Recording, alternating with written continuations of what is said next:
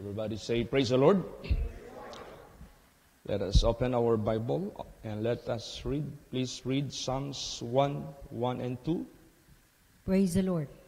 Blessed is the man that walketh not in the counsel of the ungodly, nor standeth in the way of sinners, nor sitteth in the seat of the scornful. But his delight is in the law of the Lord, and in his law doth he meditate day and night. Yan. Praise the Lord. So, hindi ito basta-basta na quality na buhay sa spiritual. Kung ganito ang iyong stand sa buhay mo, you reach already the so-called highest level of spirituality. Bakit? Kasi hindi ka na nakukumbinsi sa mga counsel of the ungodly. Imagine that. At hindi ka na tumatayo sa daan ng mga makasalanan. Meaning to say, you were able to forsake the so-called way of ungodliness, way of sinners, nor seated in the seat of the scornful. So, ibig sabihin yan, totally, absolutely, you are already away from sin. So, hindi basta-basta yan. Iniwanan mo na ang lahat, tinalikdan mo na ang lahat, naiwasan mo na ang lahat, hindi mo na binalikan ang lahat. But his delight is in the law of the Lord, and in his law doth he meditate day and night. Hindi natin magagawa at hindi magagawa ng ninuman na tao sa sanglibutang ito na you delight in the law of the Lord, and in his law you meditate day and night. Hindi mo yan magagawa kung wala kang love sa Panginoon. Hindi mo yan magagawa kung wala kang delight dyan sa ating Panginoong Diyos. So, ibig sabihin yan, this is absolutely departing from worldly sins and delighting in the law of the Lord. So, nag-shift yung buhay mo. Nagkaroon talaga ng absolute change ang buhay mo. Yung sinasabi na, if any man be in Christ, he is a new creature. All things are passed away. Behold, all things are become new. So, pag sinabing nag-delight ka sa kanyang statutes, but his delight is in the law of the Lord, meaning to say, kinaliligaya mo ang pag-keep sa will of God. Kinaliligaya mo ang pag-keep sa kanyang mga commandments. Kasi ang nasa law of God, napapaloob dyan ang will of God. Napapaloob dyan ang commandments ng Diyos. So kung nag-take delight ka sa mga bagay na yan, meaning to say, love mo ang gawin kahit pa man ang kanyang mga statutes at kanyang mga commandments. Kapag sinabing love mo, iniibig mo gawin, with with pleasure, with delight, with honor, with grace. Yung paggawa mo sa mga bagay na yan, meron kang nararamdaman sa sarili mo na masaya ang Diyos. Napakita mo sa Diyos na, I love you, Lord. Napakita mo sa Panginoon, yung bang talagang nagkakaroon ka talaga ng personal, good, strong relationship with your God. Diba? So, masarap ang maparamdaman mo. Bakit? You delight it. Pag sinabing, I delight, yung bang ginagawa mo yan na may kasayahan, ginagawa mo yan na may satisfaction, ginagawa mo yan na merong contentment, ginagawa mo yan without doubt. Walang pag-alinlangan. Basahin natin yan. Psalms 40, verse 8. Praise the Lord. I delight to do thy will, O my God. Yea, thy law is within my heart. You see? I delight to do thy will, O my God. Yea, thy law is within my heart. Ibig sabihin yan, kung ano yung nakapuno sa puso mo, siya rin ang magiging expression ng iyong katawan. Siya ring maging outcome ng lahat ng iyong isip, lahat ng iyong paningin, pananaw, pakinig, pananalita, gawa, kilos, plano, lahat, yung entire of your being Pag kung ano yung nakalagay dyan sa puso, that will be also the outcome of every part of your body. Parang cellphone. Kung ano yung nakasiksik dyan na memory. Ano yung nakasiksik dyan na CPU. Ano yung nakasiksik dyan na mga natatawag natin na simpak. Yan din ang laman ng cellphone. Yan din ang lalabas. Yan din ang magiging lahat na. So, ganun din sa buhay natin, pag yung puso natin, you delight in the law of the Lord, yan yung nasa puso mo, yan din yung isip mo, yan din yung gawa mo. Lalo't na you delight in the law of the Lord, kumbaga pa, masaya ka na dyan, kampante ka na dyan, contented ka na dyan. So, gusto mo nang ipatuloy yan sa buhay mo, dyan ka na masaya, dyan ka na kampante. At hindi basta-basta ang ano mo dyan, ang nararamdaman mo, kasi hindi na maagaw. Hindi na maagaw ba sa ibang direksyon? Kasi that is already the highest level of, tinan mo si Presidente Digong. Oo. Naangkin niya yung highest level of the land of the Philippines, yung paging presidente. Yan ay sa literal, material. Sa atin naman, pag naunawaan mo, what is your status, what is your state, what will be your lot or kapalaran, what will be your state, yung sitwasyon mo, pag naintindihan mo yan, hindi ka naaalis dyan. Parang tao ba nagtrabaho ng kumpanya? Malaki ang sweldo, masaya siya nagtatrabaho, maganda ang offer ng company, maraming mga privileges, mahal siya ng kumpanya. Kahit sino mag-offer dyan na palipatin siya. At hindi naman kayang pantayan ang lahat na maibibigay sa kumpanya na yan, sa buhay niya. Hindi lilipat yan. Ibig sabihin yan, I will in this company. I will stay where I am today. Ganon din sa buhay natin. Kung naunawaan mo lang ano ang kalagayan mo na nandyan sa paggawa, pag-ibig, pag-delight sa kanyang mga commandments, sa kanyang will, wala nang makakaano dyan, wala nang makakahigit pa. So ano ngayon ang mararamdaman mo? Basa. Psalms 112 verse 1. Praise the Lord. Praise ye the Lord. Blessed is the man that feareth the Lord, that delighteth greatly in his commandments. See? Delighted greatly in his commandments. So, ibig sabihin yan, pag sinabing delighted greatly in his commandments, wala nang makapantay pa sa iyong feeling o sa iyong nararamdaman o sa iyong status. Habang gumagawa ka, habang love mo ang pag-keep ng kanyang will, pag-do ng kanyang will, pag-do ng kanyang commandments, habang you delight in it, yung great delight mo dyan, wala nang makakahigit pa. Praise the Lord. Oh, so ibig sabihin yan, mapalad yung mga tao who love and delight to do His will, to do His commandments, dahil unang-una, ano ba ang objective natin? Bakit tayo nagpatuloy sa salita ng Diyos? Bakit tayo sumasamba sa Kanya? Bakit tayo naging prayerful, naging watchful? Alam nyo ba anong reason? Para hindi na tayo magkasala. Bakit? Kinuha na tayo dyan eh.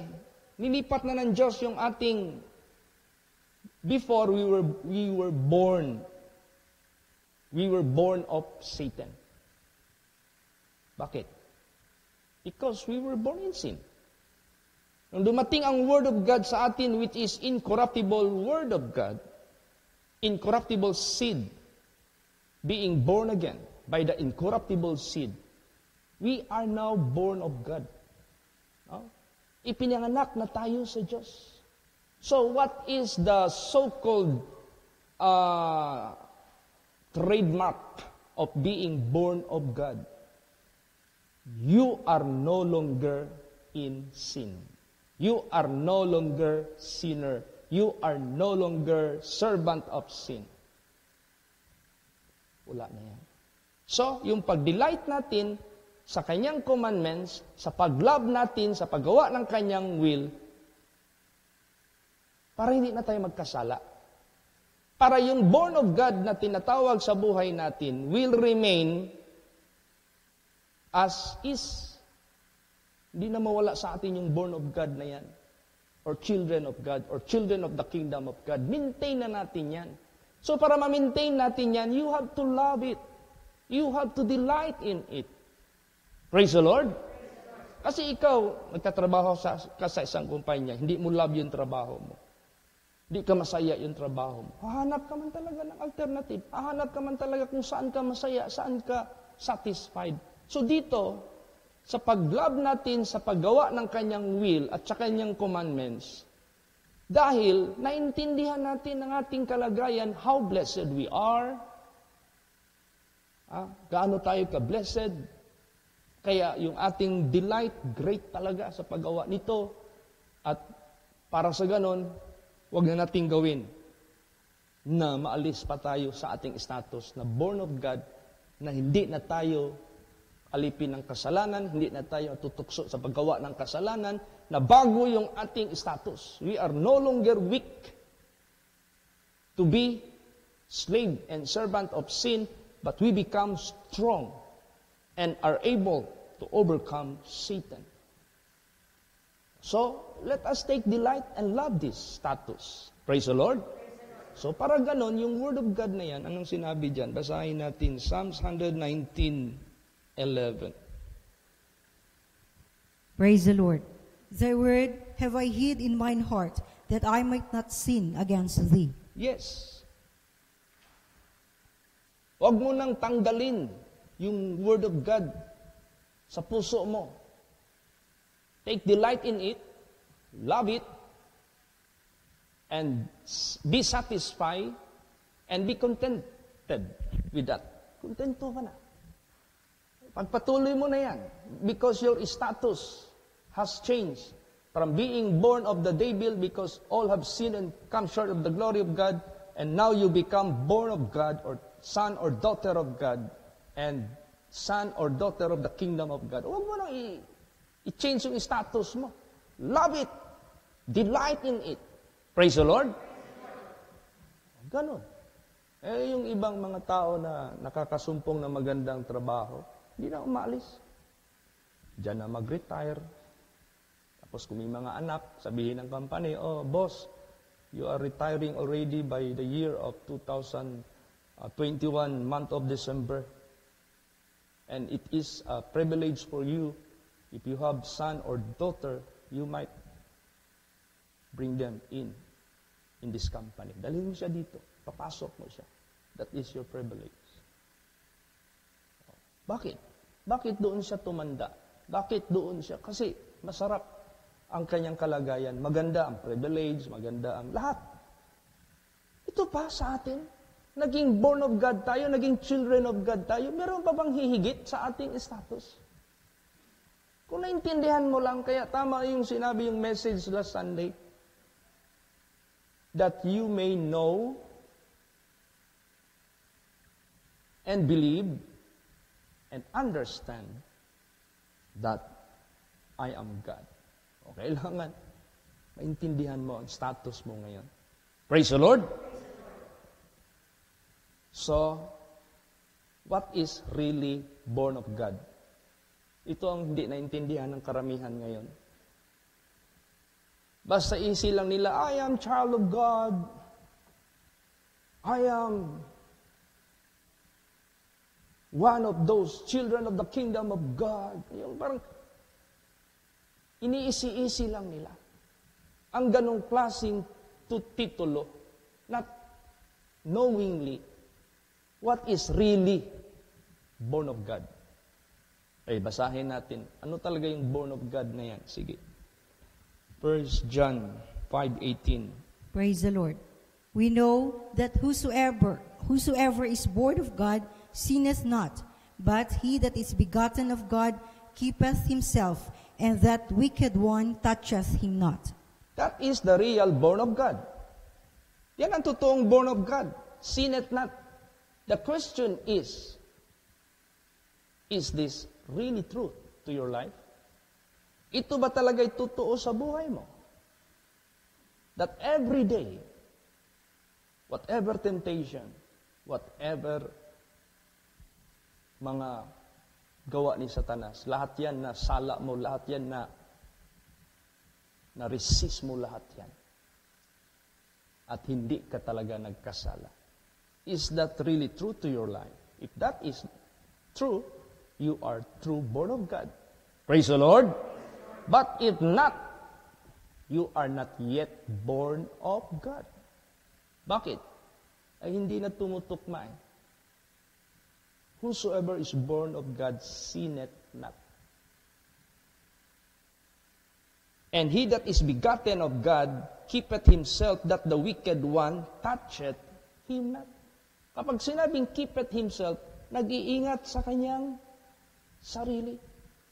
So sa pag-iingat ng kanyang sarili, nagkaroon siya ng pagka-prayerful, pagka-watchful, pagka-sober, pagka-vigilant, lahat ng mga ini-equip ng Diyos sa buhay natin, sa Word of God, that is active sa buhay mo. So, hindi nakakalusot yung mga tentasyon na yan. Hindi pwede magbigay si Lord Jesus Christ ng instruction and it will never be accurate. Pag sinabi niyang, watch and pray that ye enter not into temptation. Pag naging watch and pray ka, you will never enter into temptation. Praise the Lord. It's impossible na naging watchful ka, naging prayerful ka, nahulog ka tuloy sa tukso. Mali yung sinabi ni Lord Jesus. Hindi accurate yung advice ni Lord Jesus Christ. So, pag sinabing, keepeth himself, nag-iingat sa kanyang sarili, in-apply mo yung mga instruction ng Diyos sa buhay mo. That is really born of God. Yan talaga yung born of God. Sinneth not, but keepeth himself, that the wicked one touch him not. Praise the Lord. Ano pa? Ano pa yung born of God? Basa. 1 John 5:4. Praise the Lord. For whosoever is born of God overcometh the world. And this is the victory that overcometh the world, even our faith. Yan. Isa pa. Ang tanda na you are born of God, you overcome the world. Ibig sabihin yan, you do not go under the world. Ano meron dito sa sanglibutang ito? Kasamaan, karumihan, kasalanan, the world lieth in sin. Ang sanglibutan nakasalalay sa kasalanan. So, ibig sabihin yan, kung born of God ka, you overcome the world. Pag sinabing overcome, you are above. You are top. You are above the world. You are living above your feeling. Namumuhay ka higit sa iyong laman. Ano yung higit sa iyong laman? Namumuhay ka above your feeling. Ibig sabihin niyan, lumalakad ka sa espiritu. Because spirit is above the flesh. Praise the Lord. Pag lumalakad ka sa espiritu, na-apply mo yung lahat ng banal na salita ng Diyos. At you are no longer under the world, under sin. You are overcoming the world. Yun na yung pagdaig mo sa sanglibutang ito. So, whosoever is born of God overcometh the world. Do you do that? Ginagawa mo ba yan sa buhay mo? Is that your life at this present time? Yan ba ang buhay mo sa ngayon and onward until Jesus Christ will come? So if that is the case, if that is true, you are born of God. Praise the Lord. Born of God ka. So bakit you remain as what you are in your status, being born of God and overcoming the world? Dinadaig mo lagi ang sanglibutan and you do not sin already because you know your status. You know what privilege. You know what blessing. You know what riches na matatanggap mo sa Panginoon. So, ibig sabihin yan, you comprehend your status. Naintindihan mo yung status mo. Kaya ayaw mo nang mawala dyan sa status mo. You delight, you love, because you found na sumpungan mo na ang highest privilege ng Creator natin. Praise the Lord! So, you delight. You love it. Kasi alam mo yung status mo. Ano pa? Pag ang Word of God hindi natin inaalis sa puso natin, yan yung naka-insert dyan, basahin natin. Anong mangyayari? 1 John 3:9. Praise the Lord. Whosoever is born of God does not commit sin, for his seed remaineth in him, and he cannot sin because he is born of God. Yes. Pag yung seed, yung kagabi na mensahe, na yung seed sown to the field, the good seed, pag yun ang niremain mo, tinanggap mo sa buhay mo, you become good plant. Because the seed that is you receive is a good seed, so therefore, you will be a good plant. Hindi pwede tinanggap mo yung good seed, naging evil plant ka. Hindi. So if that seed, his seed, remaineth. Ano yung seed niya? Si Jesus yung nagtanim ng good seed. Nag-remain yan sa puso mo. Hindi ka magkakasala. Thy word have I hid in mine heart that I might not sin against thee. Kasi doon ka nagdi-delight Doon ka, love mo yun So if you love that, you delight, gusto mong gawin ang gawin. Gusto mong ulitin ang ulitin. So ibig sabihin yan, you are already happy with that. Happy ka na. At kung isipin mong babalikan yung kasalanan, maramdaman mo yung sadness. Mararamdaman mo yung uncomfortable feeling. Bakit babalikan mo pa? So, dito ka na, mag-delight. Dito na tayo sa Panginoon. No more shadow of turning. Wala nang anino sa pagtalikod. Praise the Lord. Ganon. Tanungin mo yung asawa mo, happy ka ba kasama ako sa'yo? Tanungin mo yung husband mo, happy ka ba na tayong dalawa magsasama hanggang sa wakas? Tatanungin ka rin ng Panginoon, happy ka ba? Nandito ka sa akin. O di ba? So ibig sabihin niya, you have to go deeper and deeper to your status. Bakit you delight? Bakit you love the will and the commandments of God to do it? Dahil happy ka. Yung word na delight, you are happy. Yung word na love, you are happy. Sa paggawa mo sa kanyang will, sa kanyang commandments. Bakit? Because you feel it. You understood, naintindihan mo. Ano pa? You see afar off. Nakita mo na sa malayo. Ano pa? You experience it. How God is being faithful to you. So, ganon. Pagtanungin ka ng asawa mo, are you happy to be with me until the end? Isipin mo how she care for you. How she is being honest to you. Kung di mo yan isipin, what will be your base? Anong basihan mo? Baka hindi ka makasagot. But if you try to remember what she is doing to you from the beginning until this present, makakasagot ka, yes, I am happy with you. I'm so blessed to be with you. Praise the Lord. So, ganon din ang Panginoong Diyos. Don't tell me. God never wala siyang nagawa sa buhay mo when you decide to be with Him. I-dig up mo yun. Lord, how great Thou art. Napakadakila mo. I am so blessed. I am so privileged to be with you. I'm so happy. So now, I will never stop delighting to keep your word and your will, your commandments. Praise the Lord. Kasi pag yan ang nasa mindset natin, si Satanas, laging ano yan sa atin? Laging bigo. Laging bigo yan lagi sa atin. Kasi maganda yung pagmamahala natin sa Panginoon. He loves us, we love Him. He loved you, you love Him. Maganda yung ano natin eh. Praise the Lord. Kaya, therefore, be happy to be in the Lord. Let us take delight to do His will. Oh.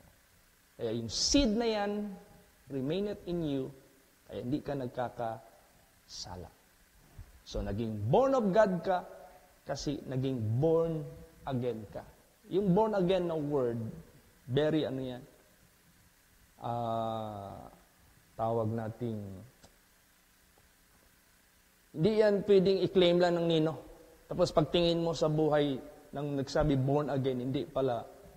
Basahin natin ano yung born again. 1 Peter 1:23.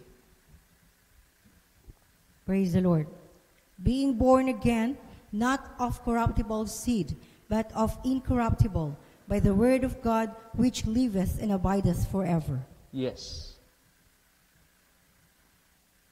Anong klaseng seed being born again? Incorruptible seed, because it is spiritual, which is the word of God, which liveth and abideth forever. No expiration, no failure. Walang failure yan. Walang expiration yan. It liveth, abideth forever. Now, kung yan ang sasabayan mo, you will also live it and abide it forever. Eh, paano namatay naman si pastor? Namatay naman yung mga kapatiran natin. That is not death. They were just sleeping. And they are just changing the so-called status from earthly body to heavenly body. From corruptible into incorruptible. But when in fact, kung namatay ka sa panindigan mo, sa pagiging born again mo, you will abide and live forever. Praise the Lord! The so-called event, life, existence, is not yet over. But the most beautiful, glorious is waiting ahead. O di ba? Hindi basta-basta yan. Eh, samantalang piliin mo yung sanglibutan na yan, yan doon ka umibig, doon ka nagdi-delight. The sooner it will just cut off. Putol ang kaligayahan. And all of a sudden, there will be a change of atmosphere. Doon ka na sa umuusok, na maitim, na usok, na madilim. Yes, may apoy doon, pero madilim. Tataka ka, ano bang apoy ito? Hindi naman maliwanag. Kapag apoy, siyempre magliwanag. Bakit madilim? Ganon. So, kaya, sa buhay natin, grabe yung ating ano. There is so much reason to delight and to love, to do His will and His commandments. Praise the Lord! Eh, huwag tayong pakita sa sanglibutang ito na mas masaya sila sa atin, tapos tayo malungkot. Huwag. Show to the world that we are what? We are so blessed. Pero huwag lang tayong magmamayabang, of course. But deep inside, we can express it. We can tell them about it. You have to tell them. Sabihin mo talaga sa kanila. Hindi kahit nag-serve ka sa Panginoong Diyos, puro ka yamot, puro ka pagsisisi.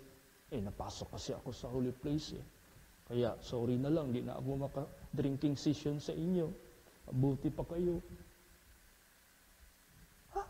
You are expressing yourself that you are in a bad situation and they are in good status. So you do not delight yourself in the Lord. Hindi mo na-appreciate what privilege, what status He made to your life. Kaya ganun talaga. Kaya yung message nung Sunday, first time yung binigay ni Jesus sa atin, yung understand. Importante pala yun. Praise the Lord. Understand. Know, believe, and understand me. Nawain niyo ako. So yan, ang importante. So ngayon, sa buhay natin, how do we treat the Word of God in our lives? Gaano natin ito,